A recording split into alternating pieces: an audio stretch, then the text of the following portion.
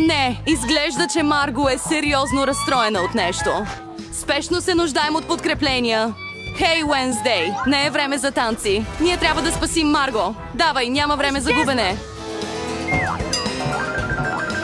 Вау, изглежда, че и сестрата е тук. Сестрата знае по-добре от всеки друг от какво има нужда Марго. Побързай! И ето я, баба. Това е някой, който знае точно как да угоди на внучката си. О, да, всички герои са тук. Какво се случи? Гладна ли е Марго? Няма значение. Нашето ново предизвикателство започва. Изглежда, че баба и сестрата се забавляват чудесно. Добре, стига отвличания. Време е да разберем какво ще готвим. Бургер? Вау! Готови ли сте всички за ново предизвикателство? Хайде да започваме. Така, баба започва с хлебчета за бургер. Да, препечените хлебчета са много по-добри. Сега ни трябва кайма. Баба взема кюфтета от кайма, слага ги в тигана и ги притиска с шпатула така. Плоската кюфте е готово. Сега парче вкусно сирене. И, разбира се, какъв бургер без домат. Има лук и отгоре питка. Вау! Бабата се справи с задачата толкова бързо. Отлична работа, бабо! Сега е ред на сестрата. Изглежда, че обикновените питки няма да свършат работа. Какво? Донът? Колко вкусно! Сестрата разрязва поничката на две половини. Сега шоколадите! Колко е сладко! Но сестрата има нещо друго. Това е кисел гел. Толкова е вкусно, но толкова кисело. Сега да добавим и маршмелоу. Малко мармалад и плодов сироп. Защо не? Сега покриваме нашия вълшебен бургер. Каква красота! Изглежда бабата оцени работата на внучката си, но не е толкова лесно да я изненадаш. Така че започваме както обикновено с питки. Разбира се, черните. Пържим кюфтето така. Какво трябва да се направи с парчето сирене? Вау! Колко страхотно изглежда този кашкавал сега. Парче краставица. Вау! Този бургер изглежда има уста с език. Но нещо липсва. Добре е, че до Уенсдей винаги има ръка, която ще помогне с всеки проблем. Очички от мармалад. Изглежда, че точно това е нужно на Свенси. Хей, внимателно, бабо! Главата е напълно безвредна. Сега да добавим лед в бургера. Добре, вау, само погледни този звяр. Толкова е плашещ, но все пак толкова апетитен. Но кой бургер ще бъде най-вкусен, сега ще разберем. Марго, твой ред. О, колко съм гладен! Този бургер изглежда необичайно. Хайде да го опитаме. Вкусно! Харесва ми! Така че, какво следва за нас? Хайде да отхапем първата хапка. Това пчелен мед ли е? Каква бъркотия! Бургерът не е това, което ти трябва. Какво имаме тук? Това са моите любими сладкиши. Да похапнем мармалад с поничка? Да направим по моя вкус. Време е да изберем победителя.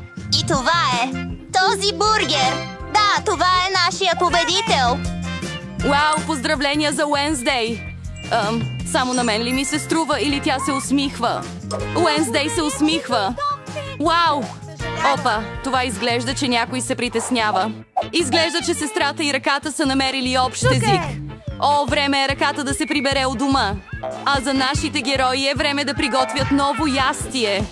Горещ шоколад. Кой не обича тази вкусна напитка? Надявам се всички да са готови. Хайде! Бабата отново започва да готви. Тя налива мляко в тенджера. Сега какао на прах. Не забравяйте да разбъркате. О, да! Един шоколадов блок ще направи вкуса още по-интензивен. Колко е сладко! Бабата налива горещ шоколад в своята характерна чаша. Страхотна работа, бабо! Сега е ред на сестрата. Хей, внимателно! Не можеш да изядеш целия шоколад по този начин. Да, баба е права. Трябва да се добави съвсем малко захар. Ето така. О, какво замисля тя? Да, само погледни този лакомник. Баба не одобрява такова количество захар. Добре, време е да добавим мляко. Внимавай. Опс. Да, сестрата явно трябва да бъде по-внимателна. Можеш да добавиш всички съставки. Сега, малко боя. Вау! Виж тази красота как свети ярко! Сега малко пръски. Това е порция. Сестрата даде всичко от себе си. Но това не е всичко. Последният штрих е бита сметана и... малко бомбони маршмелоу. Погледни тази сладост. Да, сестра ми се постарай.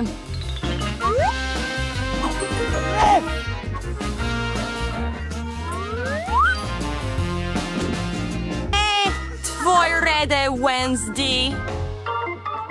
Тук една подходяща чаша е доста уместна. Ръката, няма как да се справим без твоята помощ тук. Какъв ужас, бабо, по-добре се погрижи за нервите си. Лесли налива шоколад и малко бита сметана. Сироп от горски плодове. Страхотно! И няколко желирани бомбона Харибо. О, да, погледнете това уникално поднасяне. Горещият шоколад е готов. Оре! Това е лудост! Харесва ми!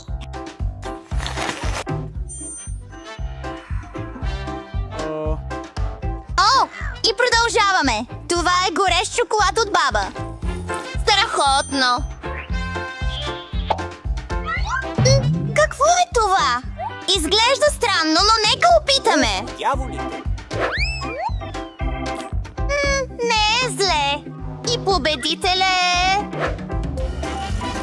Да, сестро, този рунт е за теб. Изглежда, че нашите герои са готови за ново предизвикателство. Защо да ги пропиляваме този път? Това са пържени картофи. Има много начини да се сготви и сервира това ястие. Сега ще разберем кой начин ще изберат нашите герои. Разбира се, картофите са най-вкусни. Трябва първо да се обелят. О, какво става? О, по дяволи! Вау! Сестра има много необичайни начини за белене на картофи. Баба не е щастлива, но... Какво? Аз Може съм да се цивилен. сърдиш на обожаваната си внучка. Сега трябва да вземеш картофите. Ето така! Сестрата реже картофи със специален нож. Вижте тази красота. Време е да добавим малко цвят. Вау, толкова е ярко! Маслото ли? И можем да сложим нашите ярки картофи в тигана. Страхотно! С горещо олио винаги трябва да сме изключително внимателни. Внимавай! Красиво разстиламе нашите цветни картофи в чиния.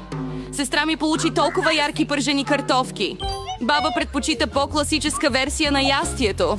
Понякога класическата версия е най-добрата, нали? О, да, пържени картофи и кетчуп. Този вкус е познат на всеки още от детството. Какво би могло да бъде по-добро? Чудесно се справи, бабо. Ура! Добре. Какво ще ни изненада този път сряда? Картофите на сряда вече са готови. Изглежда като обичайно сервиране. Но чакай, какво е това? О, не! Изглежда, че Уенсди е сменила гарнитурите. Хайде, по-добре си закри очите. Това не е гледка за хора с слаби сърца. Къде бяхме? О, да. Пържени картофи. Уенсдей. Боядисва картофите черни. Вау, колко красиво е това. Изглежда, че и сестрата оцени ястието на Уенсдей. Виж реакцията й. Нека видим какво мисли Марго. Не ми трябва кръв. Имам. Какво имаме тук? О, този картоф май е малко изгорял. Не е лош на вкус. А с кетчуп? Просто супер! О, мисля, че няма да се сдържам и ще изям всичко до последното парче. Вкусно! На следващото! Не е зле! Да видим! Но така ще има още по-добър вкус.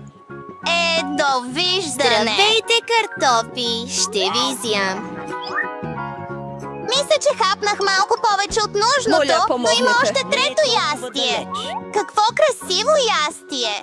Да, много вкусно. Вече го усещам. Толкова вкусно. До последното парче. Опа!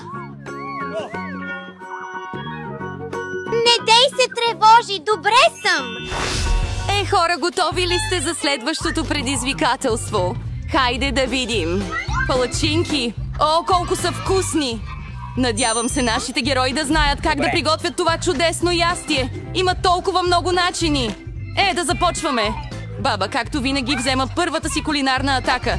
Внимателно изсипете тестото за палачинки в тигана. Страхотно! Вижте коричката! Можете да го обърнете. А тази палачинка е просто перфектна! Това означават много години опит. Уенсдей, какво не е наред с теб?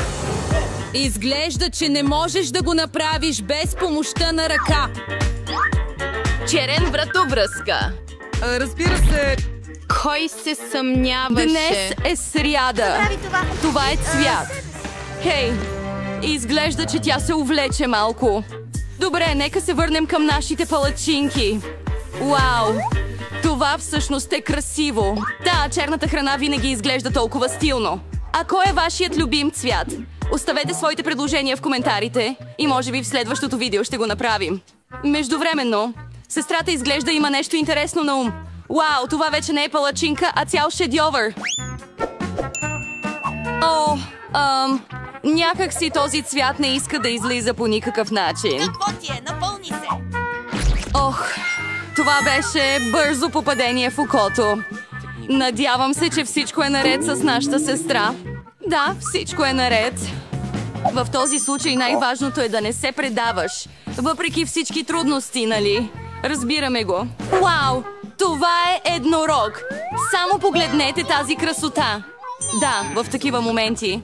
Баба е толкова горда с внучката си. А какво да кажем за баба? Изглежда, че ни очаква една стара добра рецепта.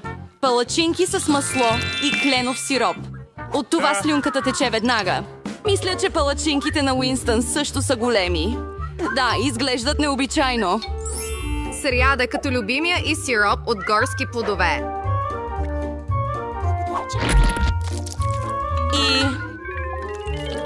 Охо, това паяци ли са? Спокойно, бабо, тези паяци са направени от шоколад. И така, Марго, време е да опитаме ястията на нашите участници. О, какво е това? Изглежда страшно. Ще опитаме палачинката. Не е зле! Какво следва за нас? Вау! Колко е вкусно! А чаят е просто супер! Каква красота е това? Еднорог? Колко е сладък! И колко е вкусен! Добре, мисля, че съм избрал победителя. Ето го! Поздравления, сестро! Заслужаваш победата!